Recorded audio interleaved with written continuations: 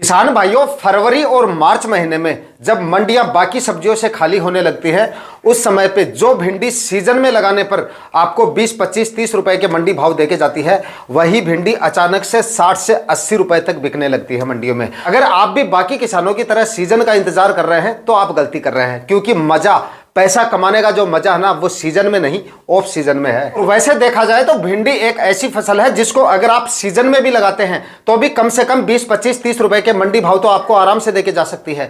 लेकिन ज्यादातर किसान भाई क्या करते हैं, इसको तब लगाते हैं जब मार्केट में इसकी भरमार होती है, और ऐसे में भी एवरेज मंडी भाव दे जाती है। लेकिन आपको इसके मार्केट की नब्ज पकड़ के रखनी है। ऐसे समय पे बुआई अगर आप करेंगे तो आपको इसके 2 से 3 गुना एक्स्ट्रा मंडी भाव मिल जाते हैं। लेकिन बाकी किसान भाई क्या सोचते हैं कि सर्दी है, टेम्परेचर काफी कम है, ऐसे में कैसे ग्रो करें, किस तरह से लगाएं, जर्मिनेशन ठीक से होगा या नहीं होगा, तो चिंता करने की जरूरत नहीं है। आज इस वीडियो में भिंडी की खेती, अगेती भिंडी की खेती के बारे में कंप्लीट जानकारी आपके साथ शेयर करने वाला हूं।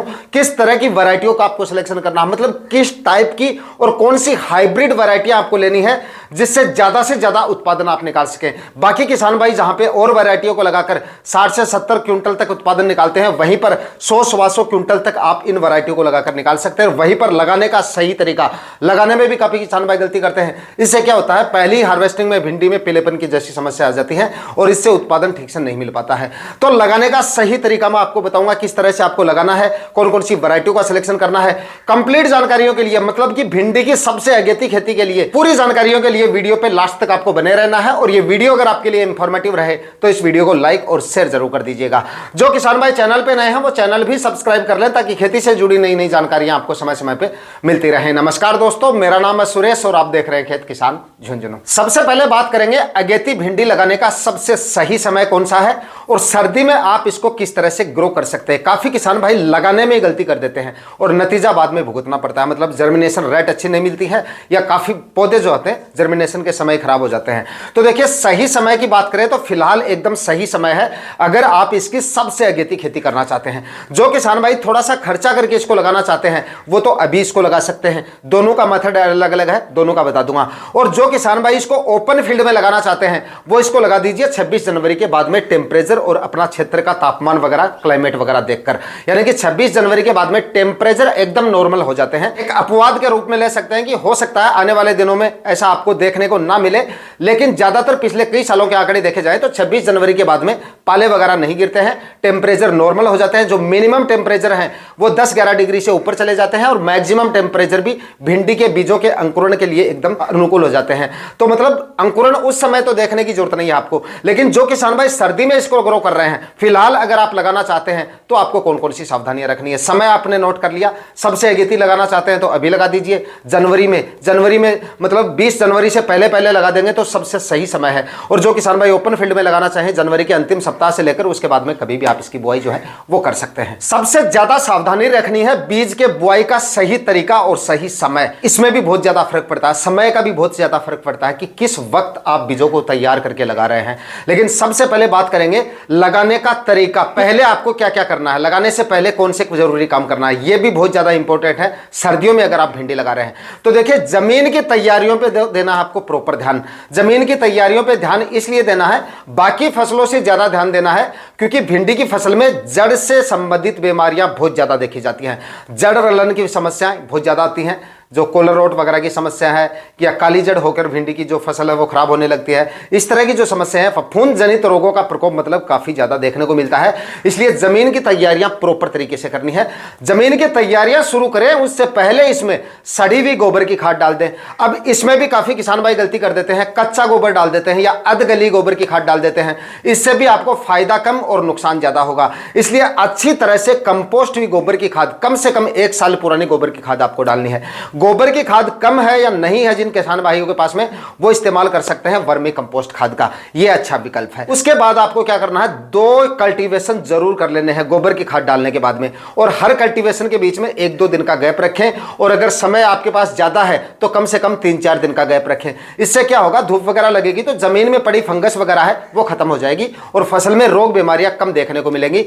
और गहरी जुताइयां करें, मतलब ऐसा नहीं कि ऊपर ऊपर से आपने कल्टीवेशन कर दिया। भिंडी की जड़ें गहराई तक टिक जानी चाहिए, इसलिए प्रॉपर तरीके से मिट्टी नीचे से भी पोली होनी चाहिए और थोड़ी गहरी जुताई करेंगे तो नीचे से भी मिट्टी निकल के आएगी, तो वो भी थोड़ी सी उपजाऊ हो जाएगी और जड़ से संबंधित बीमारियां आपको कम देखने को मिलेगी। 2 कल्टीवेशन कर लिया अच्छी तरह से।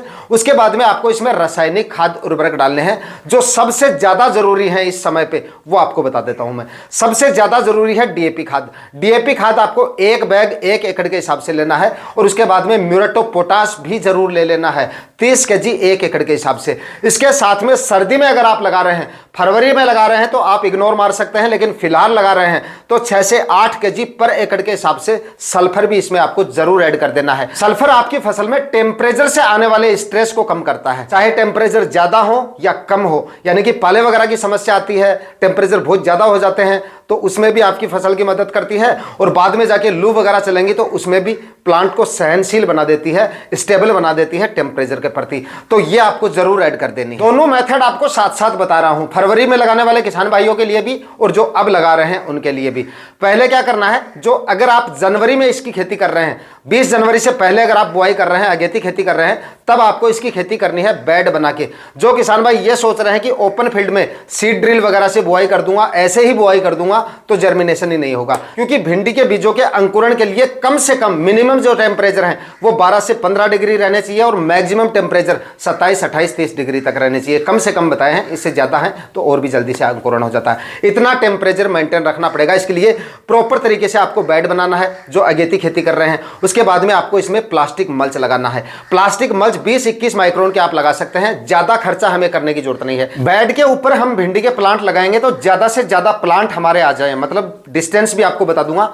तो इसके लिए आपको प्रॉपर बेड की चौड़ाई अच्छी रखनी है। कम से कम ऊपर से चौड़ाई बेड की 3 फीट होनी चाहिए, 3 फीट से कम चौड़ाई नहीं होनी चाहिए। और उसके बाद में ऊंचाई की बात करें तो कम से कम 1 से 1.5 फीट आपका बेड जमीन से उठा होना चाहिए, मतलब ऊंचाई 1 से 1.5 फीट और चौड़ाई बेड की 3 फीट होनी चाहिए। उसके बाद में प्लास्टिक मल्च लगाकर, प्लास्टिक मल्च में जो होल निकालने हैं आपको, वो निकालने हैं 6 से 8 इंच की दूरी पर, यानी कि प्लांट से प्लांट का जो डिस्टेंस है वो आपको 6 से 8 इंच रखना है। और एक बेड पर 2 लाइन में आपको बीजों की बुआई करनी है। इस हिसाब से एक बेड पर 2 लाइनें आ जाएंगी। लाइन के ऊपर लाइन से लाइन का जो डिस्टेंस है वो आपको 12 से 15 इंच तक का रख लेना है। तो 12 इंच का अगर आप डिस्टेंस रखेंगे और बेड की चौड़ाई अगर आपने अच्छी दे दी है तो कम से कम 3 लाइन आपकी आराम से आ जाएंगी एक बेड के ऊपर। इस हिसाब से आपको होल निकाल लेने हैं। और उसके बाद में अब आता है असली काम, बीजों की बुआई आपको किस तरह से करनी है। अब देखिए, प्लास्टिक मल्च के बारे में मैं थोड़ा सा आपको बताना भूल गया। प्लास्टिक मल्च लगानी जरूरी है आपको। प्लास्टिक मल्च लगाने से क्या होगा, सिर्फ खरपतवार ही मैनेज नहीं होंगे, सिर्फ आपके पानी की बचत नहीं होगी। अगर इस समय पे हम भिंडी के बीजों की बुआई कर रहे हैं तो मैंने आपको शुरू में ही बताया था कि एक उचित टेम्परेचर होने चाहिए। तो उचित टेम्परेचर के लिए, मतलब टेम्परेचर उस समय पे क्या होगा, जिस समय पे आप बुआई करेंगे उस समय पे मिनिमम टेम्परेचर हो सकता है 6-7 डिग्री या 4-5 डिग्री तक भी आ जाए। तो प्लास्टिक मल्च की वजह से बेड के अंदर का जो मिट्टी का टेम्परेचर है, जो बीज को अंकुरण के समय चाहिए, वो कम से कम 4 डिग्री तक बढ़ जाएगा प्लास्टिक मल्च लगाने की वजह से। तो एक तो टेम्परेचर हमारा यहां से मेंटेन हो जाता है। उसके बाद बात आती है बीजों की बुआई की। तो बीजों की बुआई आपको ऐसे ही नहीं कर देनी है जिस तरह से आप ओपन फील्ड में या मतलब गर्मियों में करते हैं, इस तरह से बुआई नहीं करनी है, वरना जर्मिनेशन में दिक्कत आ सकती है। और भिंडी के बीज जो होते हैं वो बहुत सख्त होते हैं। ऐसे में अगर आप ठंड में इनके बीजों की बुआई करोगे तो वैसे ही 8 से 10 दिन का समय लग जाता है। आधे से ज्यादा बीज आपके सड़ जाएंगे, गल जाएंगे, खराब हो जाएंगे, अंकुरण रेट काफी कम हो जाएगी। तो इसके लिए क्या करना है, बीजों को गुनगुने पानी के अंदर कम से कम 12 से 24 घंटे के लिए भिगो दें। अब बीजों को 12 से 24 घंटे भिगोने के बाद में पानी से निकालकर आपको ऐसे ही बुआई नहीं करनी है। इनको ट्रीट करने का तरीका बताता हूं, एकदम देसी और शुद्ध जुगाड़। आप ये मानिए फंगीसाइड का भी बाप है ये, फंगीसाइड से ज्यादा काम करेगा और एक पैसा आपकी जेब से नहीं लगने वाला है। आपको क्या करना है, भिंडी के बीजों को 12 से 24 घंटे भिगोने के बाद में, पानी से निकालने के बाद में, पानी को थोड़ा हल्का छाया में सूखने दें, मतलब छाया में फैला दें और थोड़ा सा 20-30 मिनट के लिए हल्का सा सूखने दें। उसके बाद आपको करीब 100 से 150 ml आपका एलोवेरा का जेल ले लेना है। एलोवेरा का जो पत्ता होता है उसमें से आपको जेल निकाल लेना है और उसको बारीक कर लेना है, मतलब किसी चम्मच वगैरह या हाथ से किसी भी तरह से आप कर सकते हैं। इसके साथ ही आपको लेनी है 50 से 70 ग्राम हल्दी का, शुद्ध हल्दी का पाउडर। इन दोनों को, एलोवेरा जेल को और हल्दी के पाउडर को अच्छे से मिक्स करके और इन बीजों के ऊपर हल्की सी कोटिंग कर दें। हल्की क्या, आराम से आप कोटिंग कर सकते हैं। खुराक कितने रखनी है, 1 एकड़ में अगर आप भिंडी के बुआई कर रहे हैं, अगेती भिंडी बुआई कर रहे हैं तो बीजों की मात्रा थोड़ी ज्यादा रखी जाती है। तो इसके लिए आप 3 से 4 kg बीज लगेंगे। उस हिसाब से से मैंने आपको ये खुराक बताई है। 3 से 4 केजी बीज आपको जो बताई गई खुराक है, यानी कि 50 से 70 ग्राम आपको हल्दी पाउडर लेना है और लगभग 100 ml 100 से 150 ml यानी कि एलोवेरा का जूस ले लेना है आपको। और उसके बाद बीजों पे हल्की कोटिंग कर देनी है। कोटिंग करने के बाद में छाया में फिर से आपको 20-30 मिनट सुखा देना है। हाथ से बुआई करनी पड़ेगी, कोई दिक्कत नहीं है, हाथ से आप आराम से उसके बाद में बीजों की बुआई कर सकते हैं। जो एक कोटिंग हमने बीजों पे की है, इसकी वजह से क्या होगा, जो जमीन में पड़ी फंगस है वो हमारे बीजों के पास भटकेगी भी नहीं, यानी कि प्लांट एकदम हेल्दी और स्वस्थ निकलेंगे और फफूंद जनित रोगों का प्रकोप आपकी भिंडी की फसल में काफी कम देखने को मिलेगा, क्योंकि भिंडी में इसके अलावा और कोई ज्यादा रोग बीमारियां नहीं आती हैं। ये आपको इस तरह से बुआई करनी है, एक एक बीजों को बुआई कर देनी है। दूसरा, भिंडी के बीजों की बुआई सर्दी में अगर आप कर रहे हैं तो डिस्टेंस जो मैंने आपको बताया है बीज से बीज का और लाइन से लाइन का बेड के ऊपर, वो आपको सही बताया है, लेकिन आपको इससे थोड़ा कम डिस्टेंस लेके चलना है, मतलब थोड़ा सा कम कर देना है, क्योंकि हो सकता है इसके बावजूद भी बीजों की जर्मिनेशन रेट जो है वो थोड़ी गिर जाती है सर्दी की वजह से। और बेड से बेड का जो डिस्टेंस है वो 3 फीट रखना है, 3 फीट से ज्यादा नहीं रखना है। भिंडी के प्लांट 3 लाइनों में आ जाएंगे ऊपर और बीच में 2-2.5 फीट की जगह रह जाएगी। तो बाद में जाके जब आपके भिंडी के प्लांट बड़े हो जाएंगे तो स्पेस उतना ज्यादा नहीं बचेगा, आप आराम से स्प्रे वगैरह भी कर सकेंगे और आराम से हार्वेस्टिंग वगैरह भी कर सकेंगे, अपनी फसल की देखभाल भी आराम से कर सकेंगे और प्लांट को फैलने के लिए जगह अच्छी मिलेगी, इसलिए उत्पादन आपका ज्यादा बढ़ता है। काफी किसान भाई की मानसिकता रहती है कि बेड बना के अगर हम खेती करते हैं तो बीच में जो जगह बचती है वो वेस्ट हो जाती है, वो वेस्ट नहीं जाती। प्लांट आपका उतना ही हैवी और ताकतवर बनता है, फैलाव उसका ज्यादा होता है, फल फूल आपको ज्यादा देखने को मिलते हैं।